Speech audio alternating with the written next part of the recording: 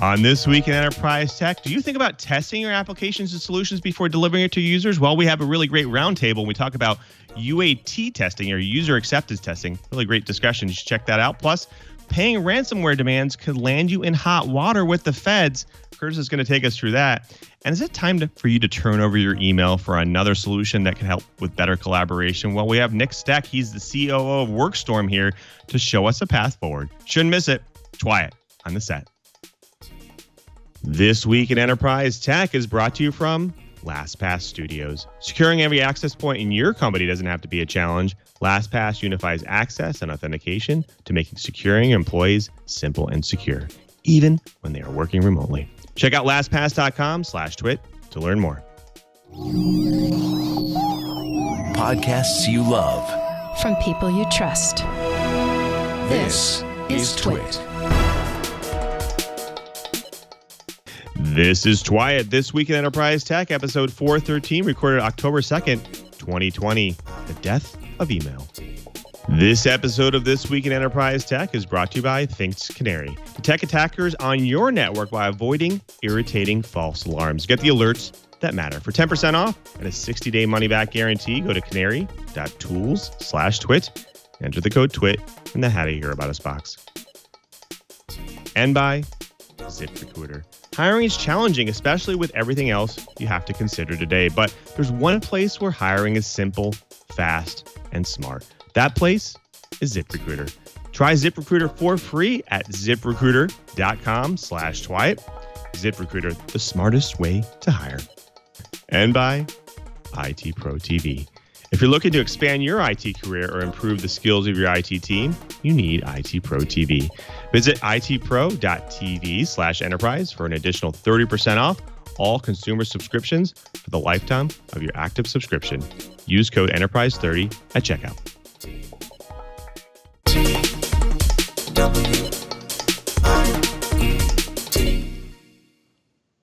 Welcome to TWiT, This Week in Enterprise Tech, the show that is dedicated to you, the enterprise professional, the IT pro, and that geek who just wants to know how this world is connected. I am your host, Louis Maresca, your guide through this big world, the enterprise.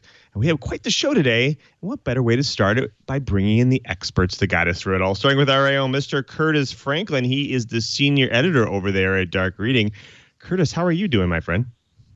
Oh, it's another beautiful week here in the Sunshine State. Actually, fall arrived and at least teased us a little bit this week. We had some highs that actually stayed in the 70s, some lows down in the 60s. So the promise of fall in the air. I'm in a good mood and ready to enjoy a great episode of TWiT. Me too. Now, you're getting a little bit of running in, too. Or you have some new kicks. Yeah, I'm back running, trying to get somewhere between 4 and 6 miles a day, and seeing if we can't build up. There's a nice little half marathon that's happening in real space later this year, rather than just being a virtual event. And I'm really hoping I can be ready to get out and run with at least a few hundred of my running friends here in the City Beautiful late this year. Looking forward to it. Thanks for being here, Curtis. Well, speaking of busy, he's our geek in paradise, Mr. Brian Chee. Cheebird, how are you, my friend? What's keeping you busy this past week?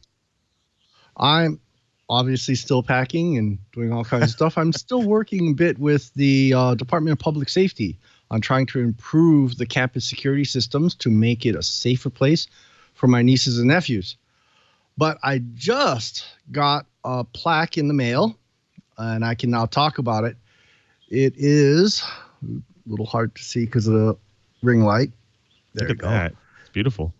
It is from the Society for Applied Spectroscopy, and it's for an grant project we did called a 2-component approach to long-range remote Raman and laser-induced breakdown spectroscopy using low laser pulse energy, published in Applied Spectroscopy Journal, Volume 73, Issue 3. In a nutshell. Yeah, I was going to say, tell me about that, because that sounds very interesting. Yeah. I designed 2 drones.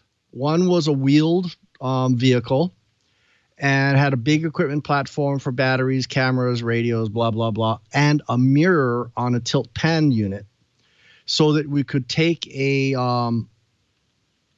big laser turret. Well, not so big. We're only talking a couple milliwatts that could be up to a couple 100 meters away, almost 300 meters. And we shine it at the mirror. It bounces down and hits the ground. And a camera mounted on there will then send the video back to the base station where a computer analyzes the backscatter. So we could determine whether or not we could find buried nitrates, especially because a spin-off grant is going to be used for finding unexploded ordnance in war zones. The second vehicle was a drone where we do the same thing, but up to basically a quarter mile offshore because the United States, in their ultimate wisdom, decided to dump mustard gas shells off the Hawaiian Island shores. Not all of them were documented. So the documented ones were good. Our ships have gone out. We've pulled up the shells, and in a special sealed lab on our research vessel, we actually had micro furnaces to burn the mustard gas. All fine and good. Unfortunately, a lot of them weren't documented, and that's where our drone comes in. We're going to mow the lawn and measure the backscatter off the ocean surface to detect dissolved mustard gas, and then map where they are and hopefully bring them up and make it safer for people to skin dive and scuba dive off the Hawaiian Islands. It's amazing. Now, you do some amazing stuff that really impact great causes. How long did it take you to develop such a solution? My portion was teeny tiny. My design work only took a couple of months. Okay. But the project's been going on for 3 years now. Wow. 2-3 years. And this is only phase 1. Phase 2 spins off what's going to be a vehicle-mounted system with a armored ROV to possibly go into Fallujah. Right. We shall see if that grant goes. And then the larger drone hopefully will fly next year. Very cool. Very cool. Cool. Congratulations, Chee. Well, folks, speaking of fun stuff, we have quite the show today. A lot of enterprise news coming in. Now, does your organization think about testing for your users before you deploy your applications and solutions? Well, we have a nice roundtable discussion about just how effective user acceptance testing is and just how you can actually use that in your environment. Plus, paying ransomware demands could actually land you in hot water with the feds. Curtis will take us through that. And is it time for you to turn over your email for a much better collaboration solution that might just evolve your business workflows to be more productive? Well, Nick Stech is here. He's the CEO of Workstorm, and he's here to show us a path forward. But before we get to all those exciting things, we have to jump into this week's news blips first. Now, it wouldn't be an enterprise week without some nefarious hacker activity. A hacker group previously associated with the North Korean administration launched spear phishing attacks to compromise United Nations Security Council's members. Now, the attacks disclosed in a UN report last month have taken place this year and have targeted at least 28 UN officials, including to at least 11 individuals representing 6 countries of the UN Security Council. Now, the attacks look to be the North Korean hacker group known in the cybersecurity community by the codename of Kimsuki. Now, according to the UN report, Kimsuki operations took place across March and April this year and consisted of series of spear phishing campaigns and aimed at the Gmail accounts of UN officials. Now, the emails are designed to look like UN security alerts or requests for interviews from reporters to try to convince officials to access the phishing pages or run malware files on their system. Now, the country that reported the Kimsuki attacks to the UN Security Council found evidence of similar campaigns against government members, with some of the attacks taking place via WhatsApp, not just email. Now, these attacks did not stop in April, though. As stated in the most recent UN report of North Korea, and the Kimsuki group has continued to target the UN as part of its broader efforts to spy on UN decision-making regarding North Korean affairs and possible plans on imposing new sanctions. Now, the past several years have proven anything about cybersecurity, it's the large geopolitical organizations need to be especially aware of the risk and impact of cyber threats. Let's hope they start focusing on it more in the near future. Well, there's a new HP bug bounty program targeting vulnerabilities in printer cartridges. Numerous studies in recent years, including one by the NCC Group last year and another by Cyber News in August involving the hijacking of some 26,000 devices worldwide, have highlighted the risk to organizations from having vulnerable printers connected to the network. The surge in teleworking from the coronavirus outbreak has exacerbated those concerns significantly. In response, HP this week launched a new bug bounty program designed to uncover potential vulnerabilities in printers featuring what the company described as its office-class print cartridges.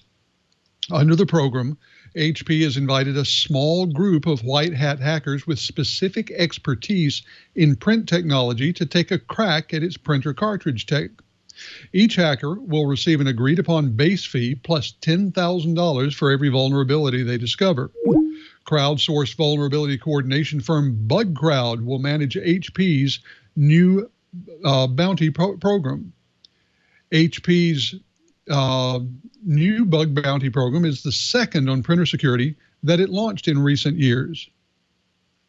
In July 2018, the company launched a program similar to the one disclosed this week, except that it was focused on potential vulnerabilities in the printer itself.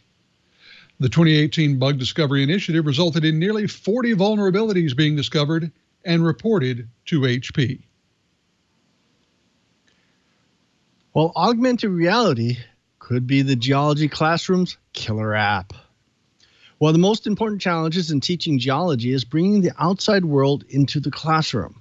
During a pandemic, obviously an inability to safely bring students into the classroom doesn't make that any easier. Fortunately, digital tools can provide new ways to access the world beyond whichever room you find yourself in.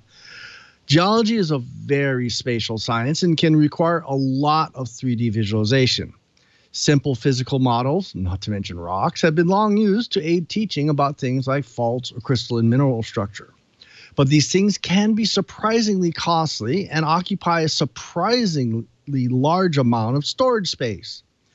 Well, this is an obvious place where technology can come in, serving up an endless variety of objects, simulations, and real-world data, if there is an easy way for students to access it. Well, I helped run a Martian geology class on my then brand new ultra high def video wall, and being able to display huge images from satellites, landers, and such was a huge boon to the learning process. But I have to imagine augmented reality could have an even greater impact by letting every student see the geology in context. Awesome.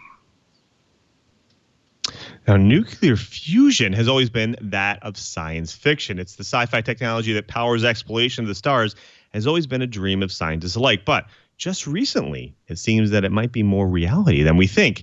A group of scientists recently published a set of research papers explaining the possibility of developing a compact version of a nuclear fusion reactor. The paper's contents have renewed hopes that the long, elusive goal of mimicking the way the sun produces energy could be achieved and could assist in the fight against climate change. Now, construction of a reactor called Spark, which is being developed by researchers at the Massachusetts Institute of Technology and a spin-off company called the Commonwealth Fusion Systems, is expected to begin next spring and take 3 or 4 years. Now, fusion, in which lightweight atoms are brought together at temperatures of tens of millions of degrees to release energy, has been held out as a way for the world to address the climate change implications of electricity production. Now, like a conventional nuclear fission power plant that splits atoms, a fusion plant would not burn fossil fuels and it would not produce greenhouse gas emissions either. But its energy, usually isotopes of hydrogen, would be far more plentiful than the uranium used in nuclear power plants, and fusion would generate less and less dangerous, radioactive, and waste that fission plants do.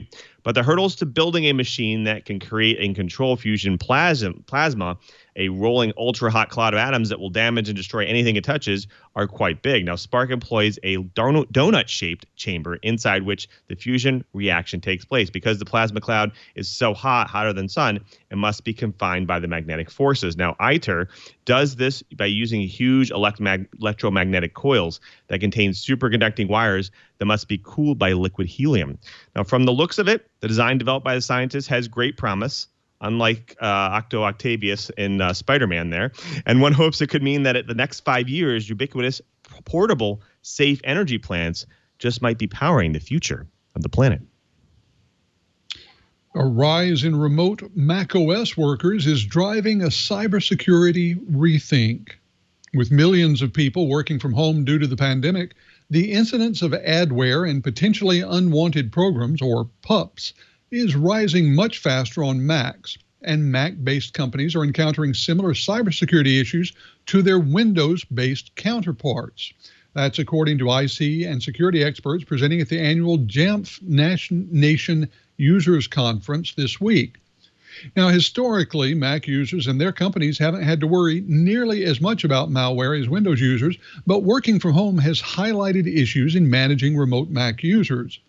In a presentation on managing remote workers securely, the presenter estimated that 25 to 35% of office workers will work from home for the foreseeable future.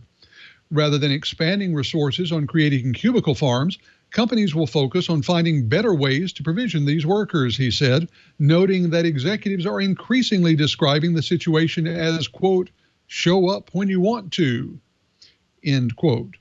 With a remote workforce, security can be more challenging for Mac-reliant companies, especially because the platform is becoming a greater target of attackers. Windows and Mac users see different threats, though. The vast majority of suspicious and malicious programs detected on Macs are adware and those PUPs, with malware accounting for only 0.3% of the detections. Yet, more work remains to better allow the platform to be remotely managed and secured. Well, Washington State's emergency responders were the first to use SpaceX Starlink internet in the field. And they say it's amazing. The Starlink satellite internet network that SpaceX is developing has been used in the field by Washington State emergency responders in the recent weeks, the first early application of the company's service to be disclosed. Washington State Military, which includes its emergency response division, began employing Starlink user terminals in early August to bring internet services to areas devastated by wildfires. User terminals are the small devices on the ground that connect to the satellites. The emergency division has 7 Starlink user terminals, which it is deploying with early success. Quote, I have never set up any tactical satellite equipment that has been as quick to set up and anywhere near as reliable as Starlink, according to Richard Hall, the emergency telecommunications leader of the Washington State Military Department's IT division, in a CNBC interview this last Monday. Basically, Starlink doubles the bandwidth in comparison, according to Mr. Hall. My comment is, considering just how much I've had to pay and how little bandwidth I got from first in Marsat and then Iridium, this is definitely a sea change, not only for emergency coordination and relief, but also for field science. I, for one, can't wait to see when I can snag a rig. I really do have to get into the testing group for Starlink. Well, when it comes to our mobile devices, we're always looking for new and unique features that set the device apart from the rest, right? Well, organizations do this as well. They choose the devices for their people based on the features. Well, adding features like secure on-click storage or TPM or multiple SIMs adds appeal for organizations. What if I told you future Apple Watches or iPhones might warn users about poisonous gas or pollen in your local environment? Could be interesting, right? Could be compelling. Well, Apple has been coming up with ways to reliably sense the air using a combination of lasers and other sensors. While not something people think about, the air is an essential element of life, obviously, but it's also could be potentially hazardous as well. Now, invisible issues could be in the air, such as pollen or poisonous gas, and with it, other potential irritants able to cause harm to a person if inhaled in sufficient quantities. Now, carbon monoxide detectors exist in the home in portable forms, but the compact versions aren't small enough to carry around easily. Ideally, adding a gas detector to an item a user carries around or wears every day, such as a smartphone or watch, could offer greater levels of protection by current systems, and the current systems are not capable of being able to embed it in such a way. Now, in a patent granted by Apple titled Particle Matter Sensors for Portable Electronic Devices, Apple suggests a solution to the problem by creating a component that can be installed into a device. Now, specifically, the patent deals with accurately detecting particulates in the air that are potentially hazardous. Now, self-mixing interferometers are actually systems used to detect objects' presence by reflecting laser lights on them. Now, the type of system can be affected by wind speed in this case, but sometimes, though, the component can be incorporated with a fan to create a fixed wind speed and direction, actually minimizing errors in that case. Now, an Apple solution to monitor the air proposes that the use of 3 lasers, 3 different sources of light, and 3 total internal reflection lenses, as well as relevant light sensors or photodiodes to receive the light. Now, the light emitted by the lasers is then fed through there, received to the receiving sensors, and light refracted towards the sensor itself provides the information. Now, Apple suggests using VCSELs, which are uses in the hardware such as iPhone's True Depth camera array to help with this. Now, the system uses the change in optical power emitted by each light source received by the sensor to determine the particulates and have crossed in front of the laser or not. Now, by detecting backscatter and reflection to the light beams, this can be used to determine the volume of the particulates in the air and what kind they are. Now, this is the first time actually isn't the first time Apple has looked into this issue about gas detection. In fact, in 2019, it suggested creating miniature gas sensors that could allow for compact hazardous gas sensors to include in the iPhone. Now, in August of that year, it meant using granular metal oxide semiconductor material sensors to detect multiple common gases. And then April of that year, Apple also proposed using gas sensors to perform simplified location detection. So based on the current trends, it seems like Apple is taking this type of technology quite seriously. So that means the next transition year for the Apple devices, including some of Apple's more advanced silicone, we might actually have devices that can provide even more telemetry for users about their physical environment. Well, folks, that does it for the blips. Next up, the bytes. But before we get to the bytes, we have to thank a really great sponsor of This Week in Enterprise Tech, and that's Things Canary. Now, with everything that's going on in the world, Things Canary wants you to know they're here for you, especially in the current climate. Data breaches are on the rise, and companies usually find out too late that they've been compromised, and that's after spending millions of dollars on IT security.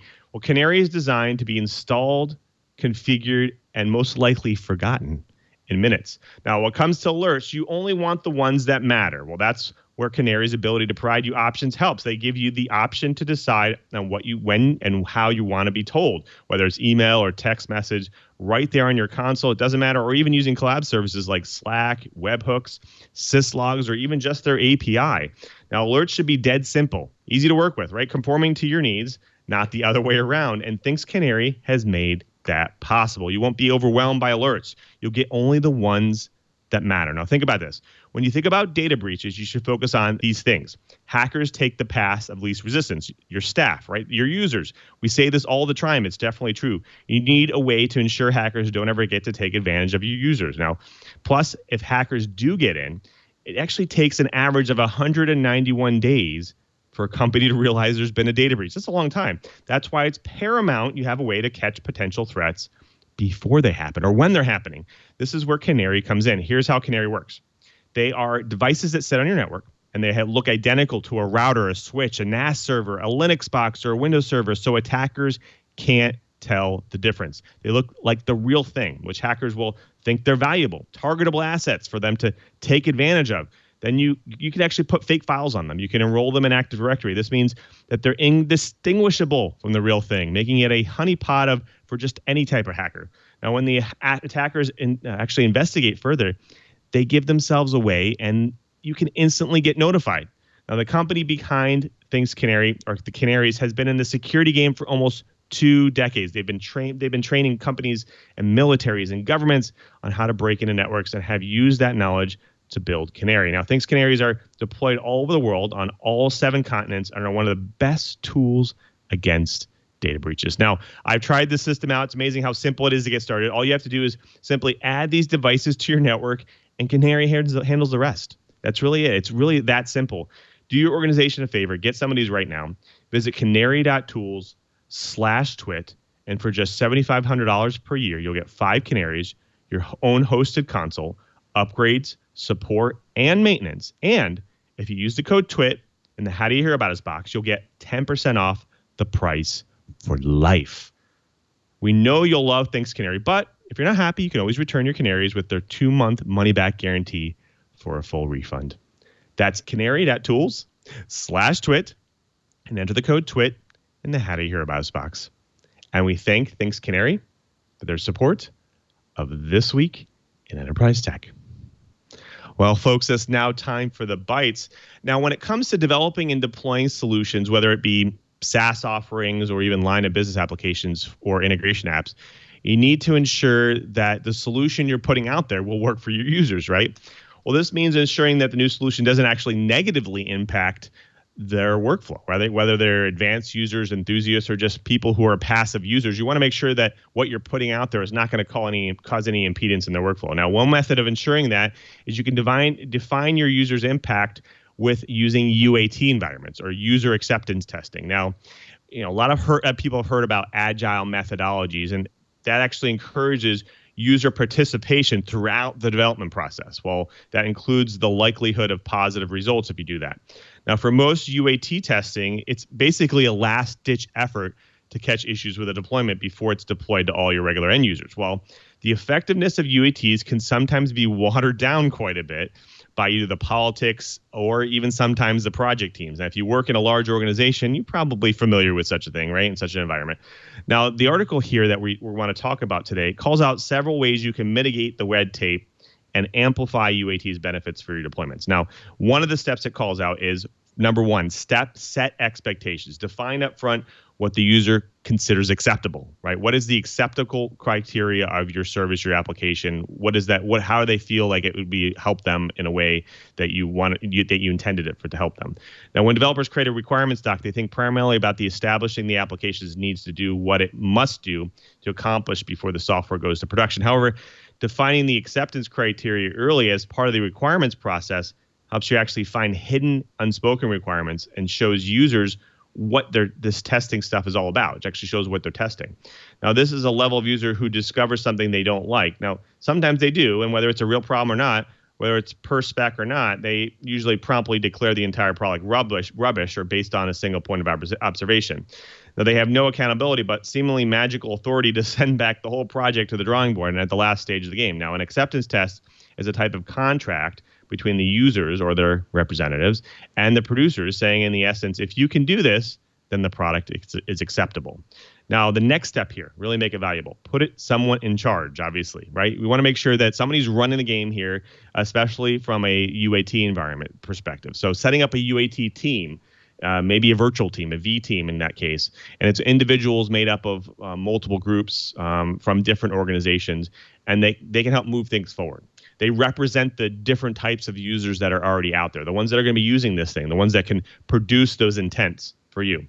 And of course, finally, front load the discovery if the users will actually use what your software and services is doing. So make sure that your acceptance testing can make sure that new functionality will actually enhance, not hinder, not impede on business operations.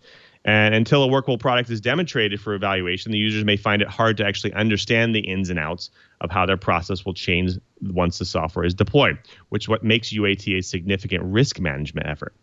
Now, my personal experience here, I'll tell you about that, because UAT is really sometimes hard to set up because it means that you either have to deploy a new ring somewhere of an application, and you have to have facilities and infrastructures to do that, or you provide a completely different environment focused at a set of users that will then go use it during their normal workday as if they were on the real system. And that can actually create quite a difficult system to set up.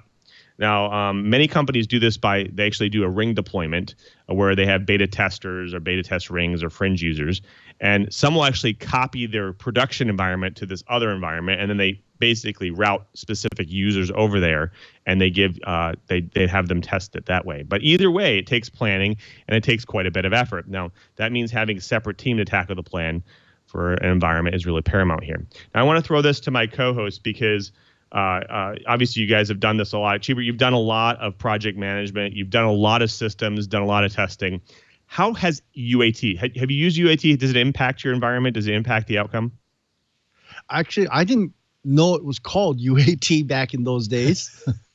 The process, one project I did was how to do automate the ID checks at gates for military bases. And because nobody really understood the process, what I started doing is I started making cardboard mock-ups that I could plaster little notepads on. And I'd go and take it to the MPs, and I'd say, how does this work? How does this work? How does this work? And I just slide little cards in there and sat down, and we actually developed the requirements that went to the programming contractors. So we had user testing front loaded into the project even before it went out to bid. And sadly, I retired. So I don't know how it turned out. But I see the wireless doodads whenever I go onto a military base. So the project apparently happened, and all the new IDs are smart cards. So in the back of the reader, you can actually take your smart card, stick it in, and it'll actually have the encrypted data to be able to check who you are and confirm that you are who you are, because it actually brings up a picture from the database. Kind of a cool thing. And user acceptance testing has, I think, probably made a really, really big difference in how usable that particular system was. Right.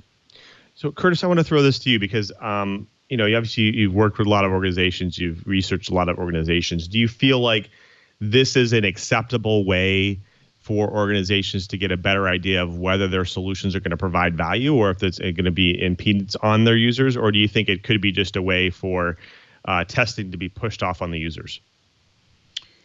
I think the answer to your question is yes.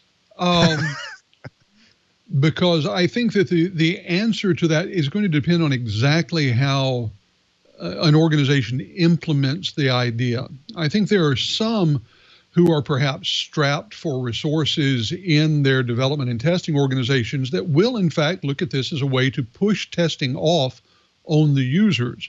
And they'll use either UAT or the example of many software publishers who have done something like that. I think done properly, this can be a money-saving step by organizations because it can shorten the time of uncertainty. And I think having the user representatives there can aid in creating good documentation and training programs. And as we all know, a major cost of implementing new or improved enterprise software is training the users to use it. If the first version of that software has significant flaws so that the users have to be retrained on what they were being retrained for, well, then your costs explode. So if you can do UAT properly and draw upon the data derived during UAT to shorten the process of training users during rollout, then I think you end up with a win-win, because the quality of the software is better and the duration of the rollout period is shortened. Right. Yeah, I think the interesting thing about UAT, like you said, it's all about how it's implemented. A lot of organizations, they do it in a little bit more of an interesting way. They do it, having beta rings or have people buy into beta rings, and then they put this out there and they sometimes grab a set of personas to say, okay, we need somebody in this field or this field, and have you verify the functionality and pass back the experience. And I think it's a really valuable way to do it. Obviously, I think I like the more targeted approaches where you provide a set of users from different personas that are more in a controlled environment, and they go through their normal workday, and then they provide direct feedback on that experience. I like that model. But again, there's lots of different models that work, and it really all depends on your scenario. Well, folks, that does it for that bite. We do want to move on to the next bite because I didn't actually know this, because I always thought, if you got ransomware on your machine, you either restore a backup or you either figure out a way to unencrypt, or sometimes you have to pay the ransom. But in this case, sometimes paying ransom demands could land you in hot water. How's that going, Curtis? Well, the answer is that we don't know how it's going to go, because this is an advisory that has just been released by the Treasury Department. And basically what it says is that if you pay a ransom for ransomware, and the organization or individual to which you pay that ransom is in a nation that is on one of our restricted lists for commerce, then you could be guilty for violating a trade embargo with that country. And that's something that most people, I know, if they're in the ransomware victim position, the last thing that they're worrying about is the home address of whatever group has gone and encrypted their data. Now, this is a really interesting twist on things, and you could say that this is the Treasury Department's way of encouraging organizations not to pay the ransom. You know, most government organizations have been saying for a couple of years, well, ever since ransomware became a big deal, that companies should not pay ransomware. That's, of course, easier said than done, especially if it's your customer or your patient data that's sitting locked up inside someone's encryption algorithm. So this will encourage them to think twice, at least, before paying the ransom.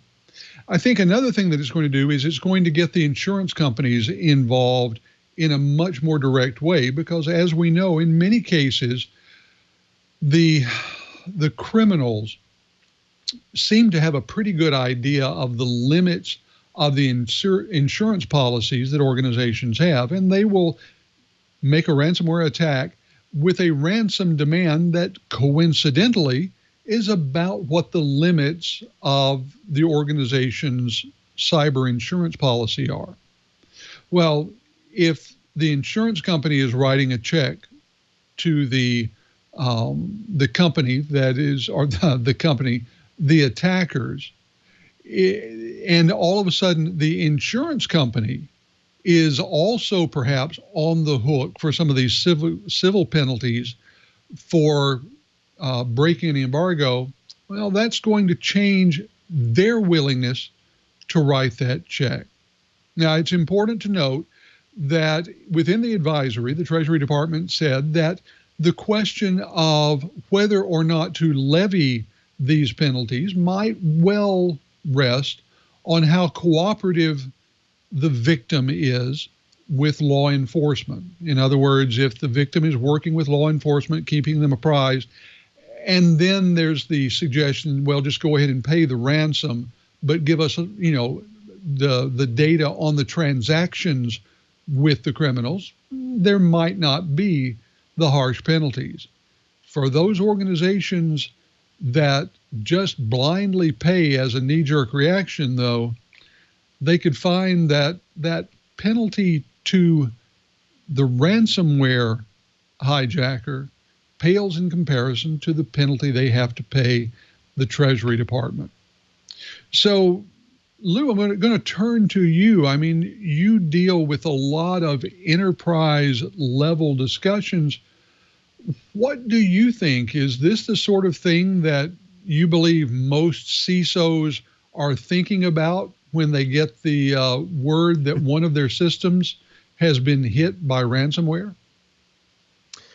I think they're immediately scrambling, trying to figure out, well, you know, how am I going to mitigate this? How am I going to get rid of it? And I don't think they're thinking about, oh, well, who's going to sue me if I go pay to unlock my data and get my business processes running again, especially in the case of healthcare or any other situation. If you think about it, it's usually, hey, as fast as my system gets up and running, and, you know, the longer it takes for me to do that, the more money I lose. So if there's no failover or redundancy in the system or ways to restore backups quickly, you get into a conundrum of not being able to have business processes run. You have to do it manually. You have to do it in different ways. And we even saw people losing their life because of it. So I definitely think that CISOs and security experts, they're just not thinking about what the implications are of mitigating such a risk or such a hack. So I think it's almost like there needs to be some process in place that can help here, I think.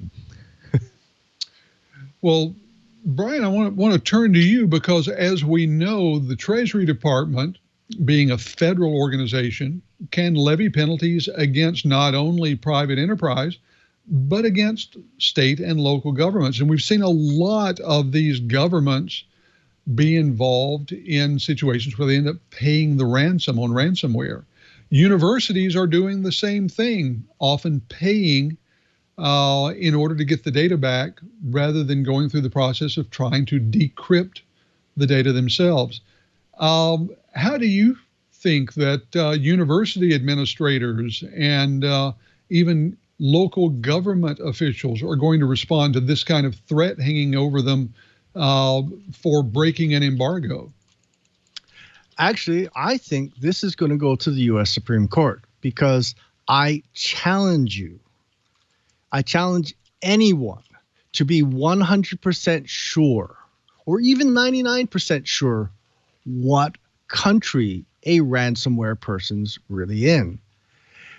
All these people are going to do their darndest to obscure where the heck they really are, because if they are in a country that supports extradition, someone's the long arm of the law is going to go reach out to them. So are they really in Russia, or are they just making use of a server to bounce off Russia? So because it's not sure, I think the law or the rule is misguided. I think it needs to be rethought. And if they proceed, I think it's going to go to the U.S. Supreme Court because it's not really well thought out. It's hard to believe that there could be a government proposal that's not really well thought out, but there you have it. One way or another, I think Brian's right. This advisory is not nearly the last word on this. We'll be seeing some news stories about this in the future, and when we do, we'll bring them to you here on TWiT. Well, speaking of bringing things to you on TWiT, we've got a great guest to bring to you, and to head us off in that direction, Lou, I'm going to hand it back over to you. Thank you, Curtis. That's right. Next up, we have a guest to drop some knowledge on us. But before we get to that, we have to thank another great sponsor of This Week in Enterprise Tech, and that's ZipRecruiter. Now, there's a lot to think about these days as an employer. Hiring can be a challenge, right? Especially when you have to think about enforcing social distancing and supplying masks. Well, Monica Starks could relate. She needed to hire for a pivotal role at her construction company, but was having a tough time finding the right person with so many candidates out there. So she switched to ZipRecruiter because they are making hiring easy. Now, ZipRecruiter's technology identifies people with the right experience for the job and actively invites them to apply, which is why you should try ZipRecruiter for free at ZipRecruiter.com/TWiT. That's how Monica found Lamont Jenkins. She said that ZipRecruiter sent Lamont's profile to her around 5 minutes after she posted her job because he was a great match for the role. Now, ZipRecruiter is so effective that 4 out of 5 employers who post in ZipRecruiter get a quality candidate within just the first day. That's pretty impressive. Now, ZipRecruiter sends you the job of over 100 of the web's leading job sites, but they don't stop there. Now, with the powerful matching technology, ZipRecruiter scans thousands of resumes to find people with the right experience and invites them to apply to the job. Now, there are a lot of organizations out there expanding during this period. Now, I posted a position just recently on ZipRecruiter that required a very specific skill.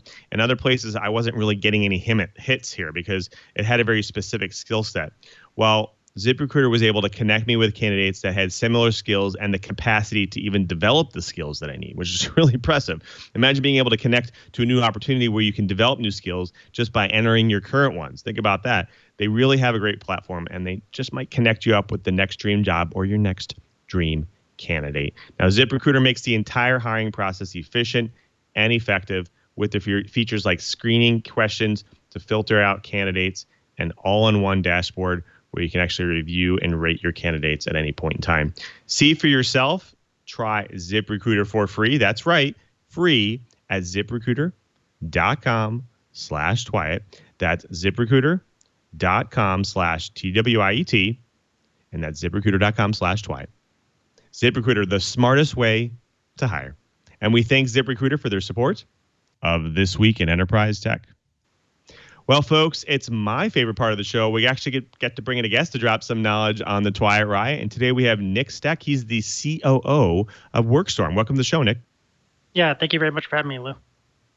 Absolutely. Now, our audience loves to hear people's origin stories. I like to get started with origin stories because it's really compelling for the audience. And so can you maybe take us on maybe a short journey through tech and what brought you to Workstorm? Yeah, sure. So let me set the stage for what Workstorm is first, pretty briefly, and then I'll kind of describe the story of how we got to it. So Workstorm is a unified collaboration and communication platform.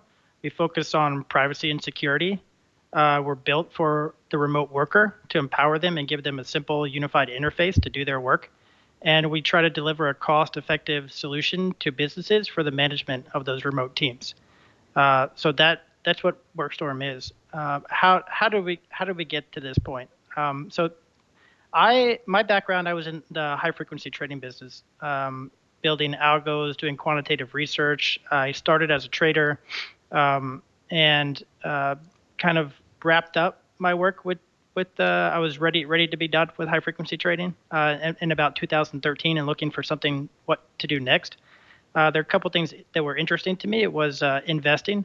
So instead of just the high speed, high frequency, kind of the intensity of trading all the time, go over to investing instead. But also, as I was sitting and doing high frequency trading, there's a lot going on outside of the trading industry that was pretty interesting to me. Saw WhatsApp, saw Instagram get acquired, saw Apple, this idea of big data and working with a lot of data from trading, what was happening with big data and these other industries looked pretty interesting to me. So I was kind of focused on the investing side, but then a coworker of mine said this other guy, Raj Fernando, who's the CEO of Workstorm and the founder, he had just recently sold his high frequency trading business, which was in the bond side. I was on the stock side, and he said he's doing something in the space that you might be interested in. Why don't you guys hook up together?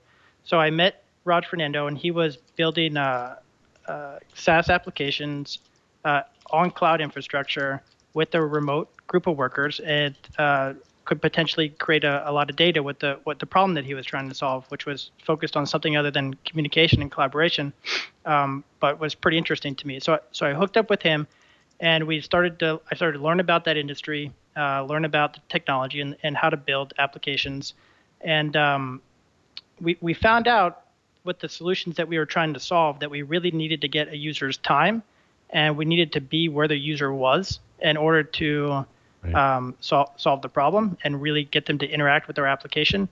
And we realized that in order to do that, we were going to either have to build a plugin to one of the systems where users are spending their time, which was back in 2016, email or messaging systems or project management systems. And instead of building a plugin to one of these applications, which we weren't sure which one was going to be a winner, how it's going to turn out, we decided let's just build it ourselves. So that's what we started doing. So we very cool. Workstorm has always been a remote company. We have a remote team, and we were using all kinds of technologies spread out all over the place. So we were using task and project management. We're using video conference solutions. We're using file storage, file sharing. We're using email. We're doing scheduling. We're using instant messaging. And we decided let's kind of try to build all of that, put that into a single platform. It'll be a very useful technology for us to use as a team. And then if we build something like that, then we can start to solve some of these other problems that we were interested in. But we really got into that problem itself. So, if Raj tells his side of the story, it will be in trading and high frequency trading, we never had a good way to communicate. So communication, you'd think high frequency traders were great at communication, but It's not quite the case. We're in a very heavily regulated industry, and there's a lot of reasons why we couldn't just adopt technology that was out in the consumer market. So we had a very restricted environment. And we thought, okay, these technologies are great that are out there in the market today, but we needed to build something that would actually work in the environment in which we were operating in. So we set about building these things with the set of requirements that we would need to use them in our own industry, which was heavily regulated. There were compliance requirements, data retention, data archiving requirements. There were ethical walls. Information couldn't just flow, be put on one system and go to everyone throughout the organization. And so we needed to create a system that was different, that did all of those things, that could create records for compliance and give compliance oversight and comfort to actually use these communication platforms. And it also needed to do not just all the kind of regulatory and compliance work, but it needed to be something different than what was being developed by the big tech companies. Big tech really was building an open collaboration platforms and still very focused on open collaboration. This idea that as you put more and more information onto a single system and single platform, the organization is going to become more efficient. People will be able to find easier people and information that they're looking for, and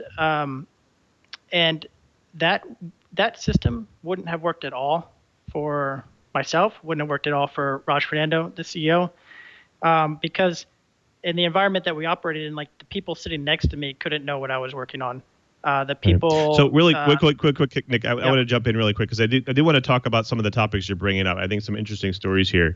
Like I think one of the things, obviously, we'll want to get into compliance too because I think that's a really important one. But first, I think one of the things that might be compelling, especially for the audience here, is around remote work. You brought this up, and I wanted to dig into that a little bit more. Now we've seen a lot of increased amount of remote work recently. Obviously, the industry is doing a lot more people out there. The critical mass has been hit here. We've talked a lot about it on TWiT, but I do want to get your perspective. What are you seeing? What are the trends you're seeing from a remote work perspective? What's been changing, and how is Workstorm actually helping here? Okay, so what's changed was COVID obviously changed the kind of footprint for remote work, right? So prior to March, if we were explaining what we were doing and why our product's important and why you should kind of work a different way and get out of email and use these technologies, it was very difficult to explain to somebody the benefit and what was going on, and a compelling kind of use case for the application that would really be useful for the entire organization. Post-COVID, I think everybody kind of realized the benefit of this technology at the business level and at the worker level. Some workers are struggling. Some businesses are struggling with remote tech, but a lot of people are realizing the benefits of the technology. And what we saw from our own with our own experience was we built a bunch of different components that people could use, and we saw kind of an explosive use of the video conference technology being the most kind of important component of that platform. So it wasn't messaging. It wasn't a bunch of integrations with a bunch of different applications. It wound up to be the video conference technology because people were no longer together in the office and they really needed to have that FaceTime, and they really wanted to connect culturally and work with other individuals to feel like they're together. And it was that video conference component that was really a key part to maintaining corporate culture and connection to the people that they're working with. So we shifted our roadmap very quickly to kind of focus on that and really beef up our video conference technology. But it's really been that shift within the kind of the different collaboration suite of options for people to operate that has really picked up since COVID.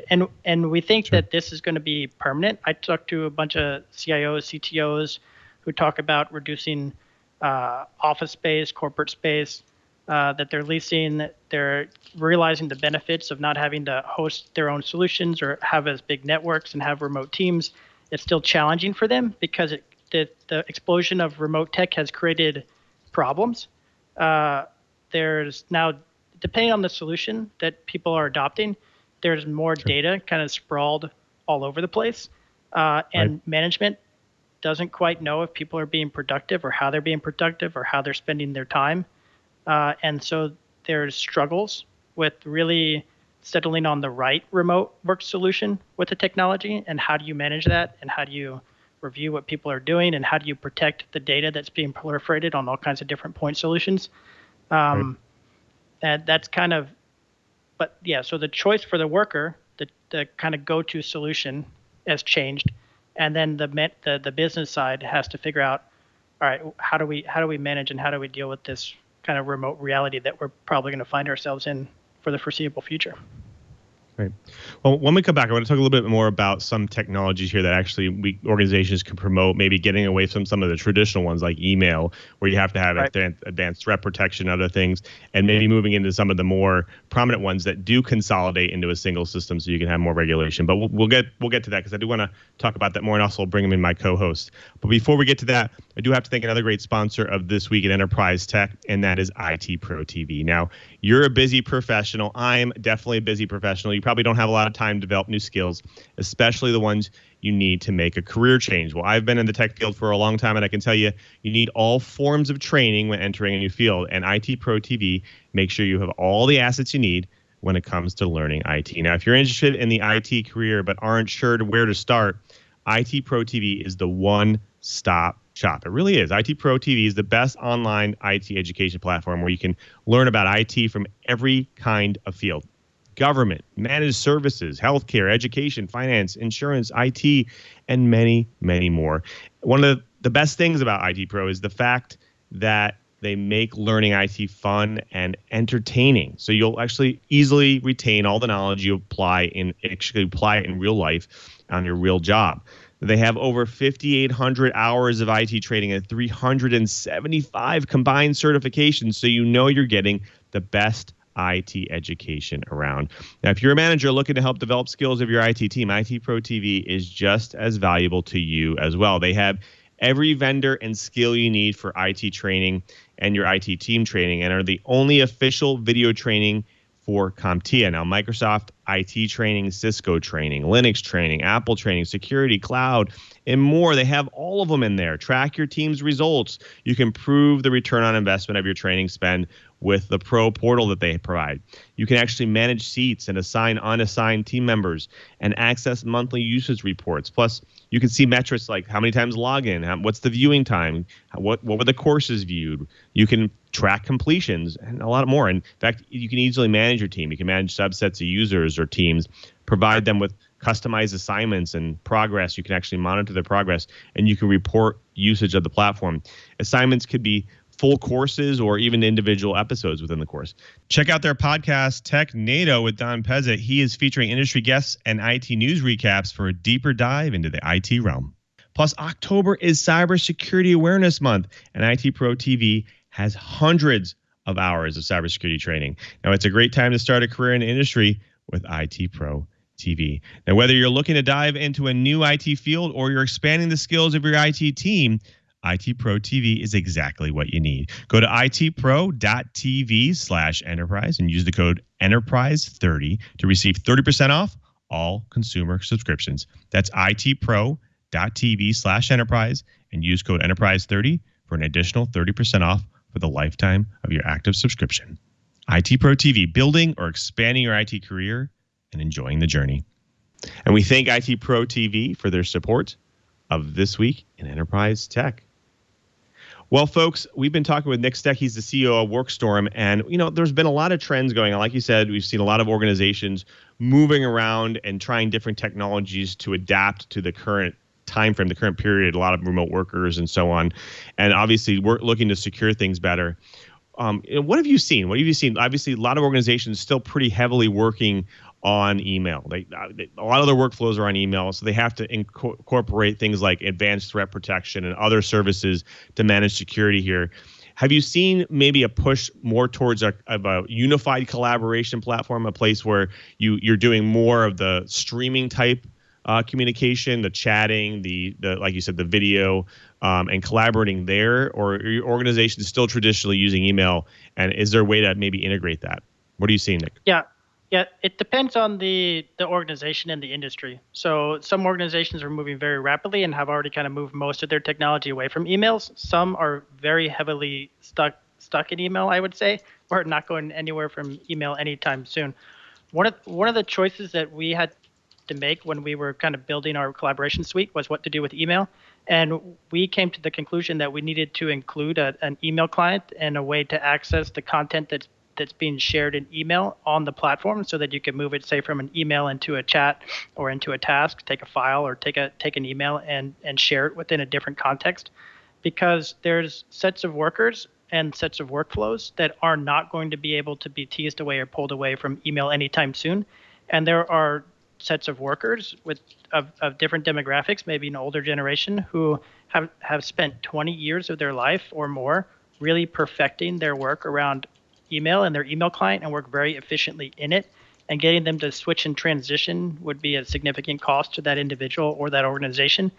But the younger people, there might be a generational gap between the type of technology they want to use, who want to stick into a messaging application, don't want to spend their time in email, don't want to build up that skill, but still need to communicate with the other workers across an organization that are there. And so there's kind of a generational gap and an industry gap, and depending on how much of the integrated tech stack has been built into add-ons and plugins to the email, there's a difference between how easily they can move off of email. Because when we talk about email, what is email, right? It depends on who you are, and it really comes down to how you use it. There's so many use cases within email that you can start to pick out bit by bit different use cases and put them into different applications. But there's still a lot going on within an email system. So you talk a lot about open collaboration and systems that, bring in these other legacy type things like email into one unified place. Is there more risk there, though, when you're bringing more of these information touch points into one system and now you're making it easy for them to access it? It's in one place, but then it could cause information leakage or other things that, the easier you make it for them to do stuff like that, the more risk that you have there. Is there a way to mitigate that? Is there other things that they can do? Sure. So the way that we brought in our email and calendar integration into our platform is client to client or client to API and the other system that you're talking to, so that it either doesn't pass through our cloud infrastructure and it doesn't get stored on our infrastructure. If you could bring it in another way where that provider who's providing the integration is actually touching that data or storing that data, can create a greater risk, right, to the information moving off of the kind of self-contained system and network with all of the kind of protection and security built around it, and now you've just given that data to some other third-party system. So yeah, you definitely need to kind of look at the details of how integrations are built when you're building a unified platform to figure out where that data actually is residing and who's in control of that data and who has access to it. That makes sense. Well, I do want to bring my co-host in. Chee, I want to throw it over to you first. I'm curious. We're talking about some really interesting things on linkages and so forth, but I worry a little bit. This day and age, we're getting more and more regulatory issues involved. In education, it's FERPA. In medicine, it's HIPAA. Correct. There's some things that are coming up in Starbucks and so forth. What kinds of things have you built in for auditing to make sure that we can stay compliant with this new regulatory world? Sure. So one of the industries that we kind of initially started discussing who would have similar kind of concerns as a trading background was the legal industry. And we spent a lot of time talking to the kind of CIOs and CTOs there to learn how they were managing records and how they were managing their data. And we knew what we had to build to service that industry, which was kind of compliance modules that would give companies the ability to look at content or block content or monitor content, to take that content and integrate it with an archiving system. So something like a SMARsh, or in the financial industry, it was Global Relay, some other system that would take the content, or even a document management system. In the legal industry, it was iManage, and take the content out of our platform, create a record for it, export it to one of these other systems, and then they could continue to do all of the compliance and monitoring in this other software that was already part of the system, a part of their tech stack, they could continue to do that there as they brought in another piece of software that was another source of content. So one thing I'm actually interested in, Nick, is a lot of this seems to be, especially during this period, there seems to be kind of a crowded space. A lot of different systems out there that are trying to bring together organizations. You have, obviously the Slacks of the world and the Zooms of the world and the Microsoft Teams collaboration service of the world. What is your system doing that's setting itself apart? Like, what is it doing differently? How is it handling things differently that can maybe be more appealing to some organizations? Sure. So we kind of built around this idea of private collaboration, where information shouldn't be just shared on one system or shipped off to AI systems to train the AI systems, that it should be really shared on a need-to-know basis. So think about a Teams experience. Maybe it's all the teams, all the channels are already reestablished and set up. So if a new user comes onto the platform, they immediately have access to this whole set of conversations and content. Whereas on a Workstorm, you bring in a new user, their space might be empty, and they start to need to be invited and connected to the people who have access to the information, and they dynamically and agilely kind of become a part of that organization and only get access to the areas that they need to know. It's because we kind of built our platform that way, with not just open collaboration where all the silos are broken down, but more private. It's been very easy for people to bring in external members from the organization. So whereas some of these platforms are really good and built for internal use cases, once you start to bring in external parties, there's a risk that they might get access to all of this content inadvertently. And so a platform that's a bit more siloed, where you have to be invited to the conversations and it's harder to access or search for relevant content, there's a lot more comfort level that you could bring in an external development team, bring in a client, and begin to collaborate with them on their private information without a risk of exposing it to the rest of the organization. Fantastic. Nick, Stech, thank you so much for being here. We're running a little low on time. I want to give you a chance to maybe tell the folks at home where their organization go. Where can they go to learn more about Workstorm and some of the new offerings you guys got? Yeah, workstorm.com is a great place to learn. There's a website there. There's help pages. There's help content. I would start your search there. Fantastic. Well, folks, you've done it again. You've sat through another the Best Dang Enterprise podcast in the universe. So tune your podcatcher to TWiT, of course. I want to thank everyone who makes this show possible, especially to my co-host, starting with our geek in paradise. He's that geek in paradise, Mr. Brian Chee. Cheebert, what's going on for you in the coming weeks, and where can people find you? I'm trying to get some final quotes on what it's going to cost to move my household goods from Kaneohe, Hawaii over to Orlando, Florida. The looks like I'm going to start the timer pretty soon. Anyway, I would love to hear from you. I want to hear your ideas for shows. I want to hear your comments on shows. If you feel like complaining about whatever you think about, be a little nice about it, but we still want to hear those. There's lots of room for improvement. We would love to hear it. So I am ADVNETLAB on Twitter, Advanced Net Lab, or Cheebert at twit.tv. And Cheebert is spelled CHEEBERT. My students and I had a Dilbert naming theme, and they all decided I should be Cheebert. But you know what? It's probably better for you to use TWiT at twit.tv, because then it hits all the hosts for TWiT. Would love to hear from you, and your ideas have been spectacular. And I'm a booking madman. Thanks, and see you next week. That you are, Cheebert. Thanks, Cheebert. Well, of course, we have to thank Mr. Curtis Franklin. He's the senior editor over at Dark Reading. Curtis, you have a busy couple weeks, right? I think, there's a trade show coming up pretty soon, right?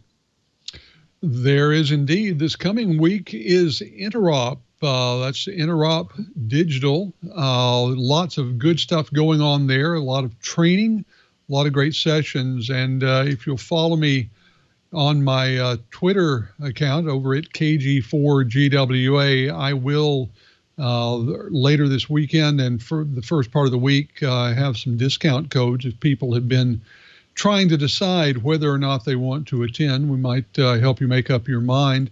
Also going to have some great articles coming out over at Dark Reading, including the Edge of Dark Reading, starting with one on some best practices for keeping WordPress safe. You know, WordPress is used in something like a third of all of the websites on the internet. Might as well keep it safe if it's going to be that popular.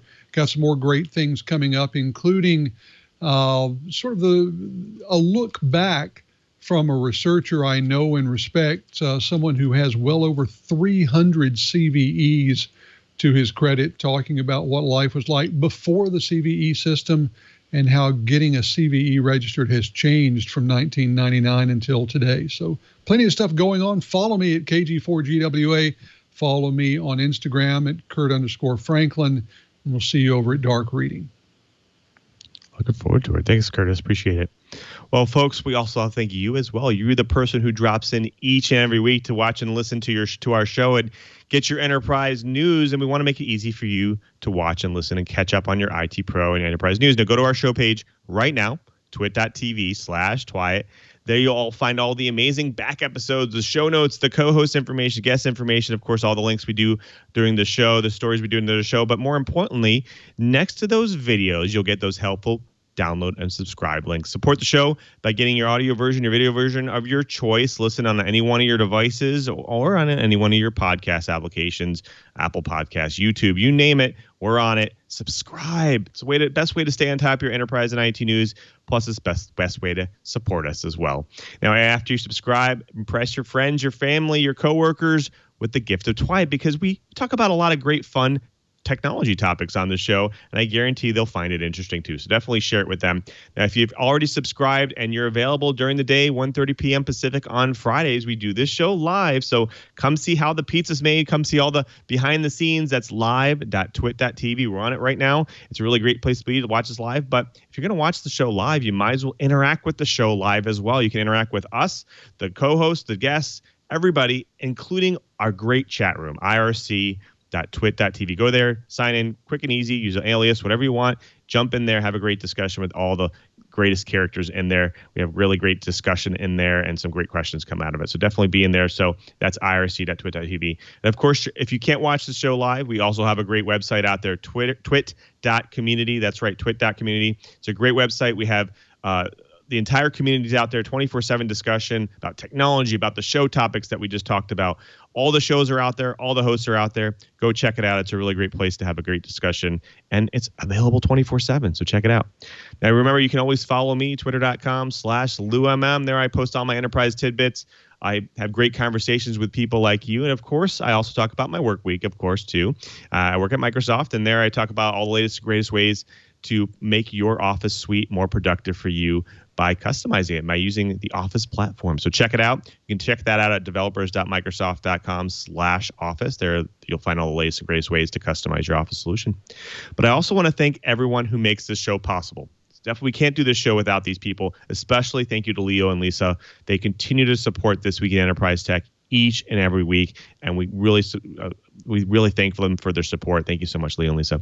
Of course, we thank all the engineers and the staff at TWiT. Of course, thank you again. I want to thank one more time Mr. Brian Chee.